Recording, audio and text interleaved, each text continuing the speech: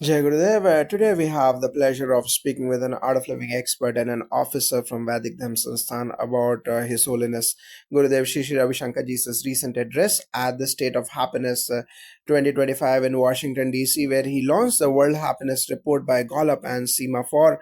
Gurudev had made some important points about India's ranking in global happiness indexes. Thank you for joining us. Thank you for having us. Gurudev's speech touched upon very critical aspects of happiness, and we are glad to discuss it further.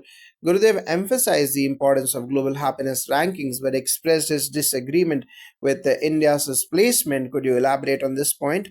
Absolutely. Gurudev has always believed that while creating global happiness rankings is important for generating awareness among nations, it is equally vital to ensure these rankings reflect the actual state of happiness within a country. Having traveled across the globe, Gurudev has seen firsthand that happiness goes beyond material wealth or societal conditions. In his view, India's cultural heritage, its spiritual depth, and the inner peace practiced by millions should reflect a much higher position in global happiness reports. Can you explain why Gurudev thinks India's ranking should be higher despite some of the challenges the country faces? Gurudev's perspective is rooted in his understanding of what happiness truly means.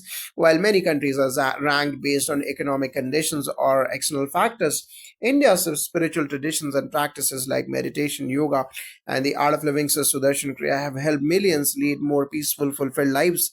Gurudev has witnessed in his travels that happiness is deeply connected to inner well being, resilience, and a sense of community which are inherent in Indian culture.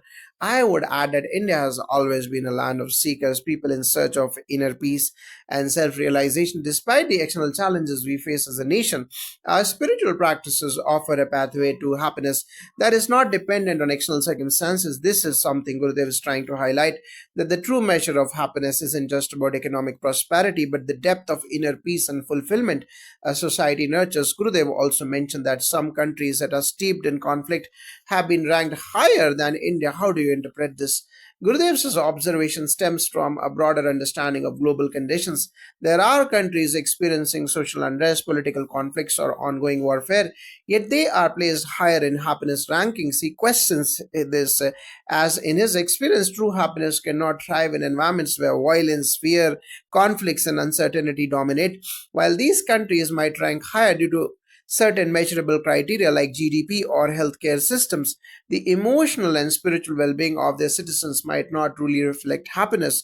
That's an important point. When we look at ancient Indian wisdom and texts, happiness has always been associated with peace, inner and outer peace. A society steeped in conflict might achieve material growth or technological advancements, but without peace, happiness remains elusive. Gurudev has long emphasized the need to foster peaceful, harmonious societies, and in this regard, India's spiritual culture offers a significant contribution that global rankings might overlook. How do you think India's spiritual and cultural heritage can contribute to the global discourse on happiness? India's contribution is immense. Our ancient practices, whether it's yoga, meditation, or the teachings of the Vedas and Upanishads, focus on achieving inner tranquility. These practices are not just about personal well being, they have the potential to transform entire communities and even nations.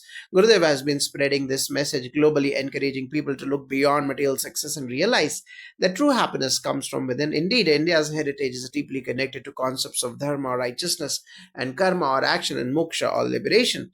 These teachings remind us that happiness is a byproduct of living in harmony with nature, with others, and with our own inner selves. This knowledge has a universal value, and Gurudev's work in spreading these principles globally is part of his mission to elevate the world's understanding of happiness.